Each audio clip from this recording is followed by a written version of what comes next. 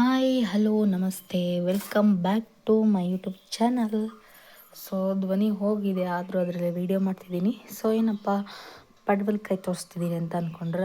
So ಇವತ್ತು ಇದರ ಪಲ್ಯ ಮಾಡೋದು ಹೇಗೆ ಅಂತ ತೋರಿಸ್ಕೊಡ್ತೀನಿ. ಸೊ ಇದನ್ನು ಈ ಥರ ಸಣ್ಣದಾಗಿ ಕಟ್ ಮಾಡಿ ಇಟ್ಕೋಬೇಕು.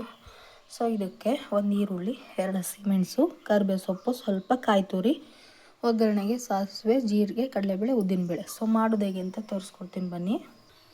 ಸೊ ಒಲೆ ಮೇಲೆ ಒಂದು ಕಡಾಯಿ ಇಟ್ಕೊಂಡಿದ್ದೀನಿ. ಪ್ಲೀಸ್ ಚಾನಲ್ನ ಯಾರೆಲ್ಲ ಸಬ್ಸ್ಕ್ರೈಬ್ ಮಾಡದೆ ನೋಡ್ತಿದ್ದೀರಾ ಪ್ಲೀಸ್ ಸಬ್ಸ್ಕ್ರೈಬ್ ಮಾಡ್ಕೊಂಡು ನೋಡಿ. ಆಲ್ರೆಡಿ ಸಬ್ಸ್ಕ್ರೈಬ್ ಮಾಡಿರೋರಿಗೆ ಥ್ಯಾಂಕ್ ಯು. ಸೊ ಇವಾಗ ಇದಕ್ಕೆ ಒಂದು 2-3 ಟೇಬಲ್ ಸ್ಪೂನ್ ಎಣ್ಣೆ ಹಾಕ್ತಿದ್ದೀನಿ. ಎಣ್ಣೆ ಬಿಸಿ ಆಗದೆ ಸೊ ಎಲ್ಲದನ್ನು ಹಾಕ್ತಿದ್ದೀನಿ ಒಟ್ಟಿಗೆ. ಸೊ ನೋಡಿ ಎಣ್ಣೆಯಲ್ಲಿ ಚೆನ್ನಾಗಿ ಫ್ರೈ ಆಗ್ತಾ ಇದೆ. ಸೊ ಇವಾಗ ಇದಕ್ಕೆ ಕರಿಬೇವು ಸೊಪ್ಪು ಹಾಗೆ ಹಸಿಮೆಣಸು ಇದನ್ನು ಚೆನ್ನಾಗಿ ಮಿಕ್ಸ್ ಮಾಡ್ಕೊಳ್ಳಿ. ಎಣ್ಣೆಯಲ್ಲಿ ಚೆನ್ನಾಗಿ ಫ್ರೈ ಆಗಲಿ.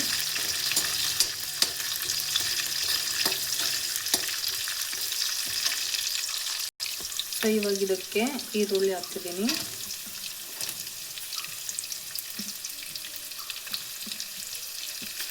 ಸೊ ಈರುಳ್ಳಿನ ಅಷ್ಟೇ ಚೆನ್ನಾಗಿ ಇದರಲ್ಲಿ ಫ್ರೈ ಮಾಡ್ಕೊಳ್ಳಿ. ಸೊ ಇವಾಗ ಇದಕ್ಕೆ ಹೆಚ್ಚಿಟ್ಕೊಂಡಿರುವಂತಹ ಪಡವಲಕಾಯಿ ಹಾಕ್ತಿದ್ದೀನಿ. ಸೊ ನೋಡಿ ಎಲ್ಲದನ್ನು ಹಾಕಿದ್ದೀನಿ. ಇವಾಗ ಚೆನ್ನಾಗಿ ಮಿಕ್ಸ್ ಮಾಡ್ಕೊಳ್ಳಿ. ಇದನ್ನು ಸಹ ಒಂದ್ಸಲ ಎಣ್ಣೆಲಿ ಇದು ಚೆನ್ನಾಗಿ ಒಂದ್ಸಲ ಫ್ರೈ ಆಗಲಿ. ಈ ಥರ ಚೆನ್ನಾಗಿ ಮಿಕ್ಸ್ ಮಾಡ್ಕೊಳ್ಳಿ.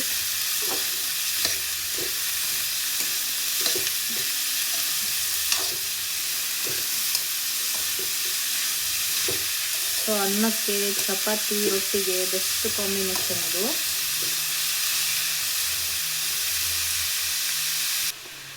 ಸೊ ನೋಡಿ ಒಂದ್ಸಲ ಚೆನ್ನಾಗಿ ಫ್ರೈ ಆಗಿದೆ, ಇದರಲ್ಲಿ ಮಿಕ್ಸ್ ಆಗಿ. ಸೊ ಇವಾಗ ಇದಕ್ಕೆ ರುಚಿಗೆ ತಕ್ಕಷ್ಟು ಉಪ್ಪು ಹಾಕ್ತಿದ್ದೀನಿ.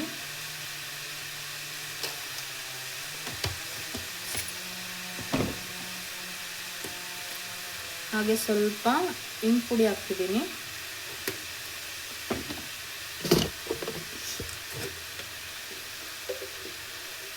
ಸ್ವಲ್ಪ ಅರಿಶಿನ,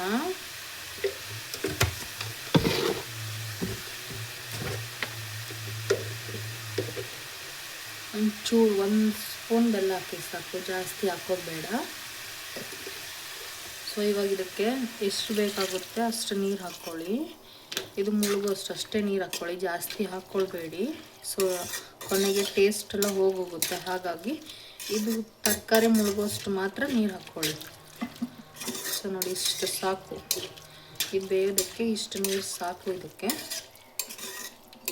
ಸೊ ನೋಡಿ ಚೆನ್ನಾಗಿ ಈ ರೀತಿ ಮಿಕ್ಸ್ ಮಾಡಿಕೊಂಡು ಒಂದು 5 ಸೆಕೆಂಡ್ ಇದನ್ನು ಪ್ಲೇಟ್ ಮುಚ್ಚಿ ಬೇಯಿಸ್ಕೋಬೇಕು, ಇಲ್ಲಾಂದರೆ ಬೇಗ ಬೇಯೋದಿಲ್ಲ ಇದು. ಸೊ ನೋಡಿ ಇವಾಗ ಚೆನ್ನಾಗಿ ಮಿಕ್ಸ್ ಮಾಡಾಗದೆ. ಸೊ ಇದನ್ನು ಒಂದು 5 ಸೆಕೆಂಡ್ ಪ್ಲೇಟ್ ಮುಚ್ಚಿ ಬೇಯಿಸ್ಕೊಳ್ವ. ಸೊ ಒಂದು 5 ಸೆಕೆಂಡ್ ಆಗಿದೆ. ಸೊ ನೋಡಿ ಚೆನ್ನಾಗಿ ಮತ್ತೊಂದು ಸಲ ಮಿಕ್ಸ್ ಮಾಡ್ಕೊಳ್ಳಿ. ಸೊ ನೀವು ಕುಕ್ಕರಲ್ಲಿ ಬೇಯಿಸ್ಕೊಂಡ್ರೆ ಜಾಸ್ತಿ ಬೆಂದೋಗುತ್ತೆ ಹಣ್ಣಾಗಿ. ಹಾಗಾಗಿ ಇದರ ರುಚಿ, ಟೇಸ್ಟ್ ಮತ್ತು ಇದರದ್ದೆಲ್ಲ ಹೋಗೋಗುತ್ತೆ. ಸೊ ಹಾಗಾಗಿ ಇದೇ ಥರ ಒಗ್ಗರಣೆ ಮಾಡಿಕೊಂಡೇ ಬೇಯಿಸ್ಕೊಳ್ಳಿ. ಹಾಗಾದರೆ ಟೇಸ್ಟು ಚೆನ್ನಾಗಿರುತ್ತೆ, ಹೆಲ್ದಿಯಾಗೂ ಇರುತ್ತೆ. ಇಲ್ಲಾಂದರೆ ಸತ್ವ ಎಲ್ಲ ಹೋಗಿರುತ್ತೆ ನೀರು ಕುಕ್ಕರಲ್ಲಿ ಬೇಯಿಸಿದ್ರೆ. ಸೊ ನೋಡಿ ಈ ರೀತಿ ಚೆನ್ನಾಗಿ ಮಿಕ್ಸ್ ಮಾಡಿಕೊಂಡು ಮತ್ತೊಂದು 4 ಸಲ. ಇವಾಗ ಇದಕ್ಕೆ ಕೊತ್ತಂಬರಿ ಸೊಪ್ಪು ಹಾಗೆ ಕಾಯಿ ಹಾಕ್ತಿದ್ದೀನಿ. ಸೊ ಅರ್ಧ ಬೆಂದಿದೆ ಇವಾಗ, ಹಾಗಾಗಿ ಸೊ ಇದನ್ನು ಹಾಕಿ ಚೆನ್ನಾಗಿ ಮಿಕ್ಸ್ ಮಾಡ್ಕೊಳ್ಳಿ.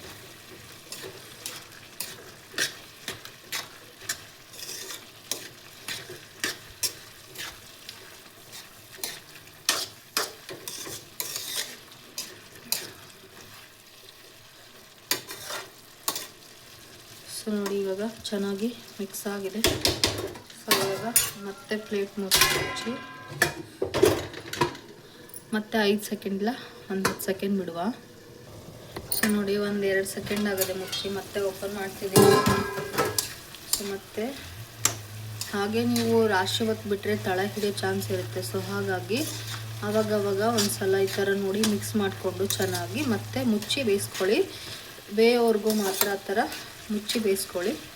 ಬೆಂದಮೇಲೆ ಬೇಡ ಮುಚ್ಚೋದು. ಸೊ ನೋಡಿ ಇದೆಷ್ಟು ಬೆಂದಿದೆ ತೋರಿಸ್ತೀನಿ ಇವಾಗ. ನೋಡಿ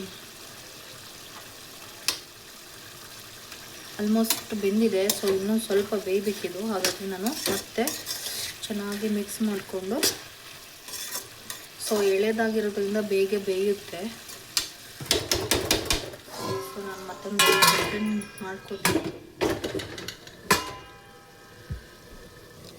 ಸೊ ನೋಡಿ ಇವಾಗ ಮತ್ತೆ 1 ಸೆಕೆಂಡ್ ಆಗಿದೆ ಮುಚ್ಚಿ ಮತ್ತೆ ಓಪನ್ ಮಾಡ್ತೀನಿ. ಇಲ್ಲಾಂದರೆ ತಳ ಹಿಡಿದ್ಬಿಡುತ್ತೆ. ಹಾಗಾಗಿ ನೀರು ಫುಲ್ ಕ್ರಮೇಣ ಆರ್ತಾ ಇದೆ. ಹಾಗಾಗಿ ಸೊ ನೋಡಿ ಪಲ್ಯ ರೆಡಿ. ಸೊ ನೋಡಿ ಪಲ್ಯ ನೋಡಿ ಈ ರೀತಿ ಆಗ್ತದೆ. ಸೊ ಪಲ್ಯ ರೆಡಿಯಾಗಿದೆ. ಸೊ ನೋಡಿ ನೀವು ಮನೇಲಿ ಮಾಡ್ಕೊಳ್ಳಿ, ಟೇಸ್ಟ್ ನೋಡಿ ಹೇಗಿತ್ತು ಅಂತ ಮರೆಯದೆ ಕಮೆಂಟ್ ಮಾಡಿ, ಮರೆಯದೆ ಸಬ್ಸ್ಕ್ರೈಬ್ ಮಾಡ್ಕೊಂಡು ನೋಡಿ. Thank you. ನೆಕ್ಸ್ಟ್ ವಿಡಿಯೋದಲ್ಲಿ ಸಿಗ್ತೀನಿ. ಟಾಟಾ ಬಾಯ್.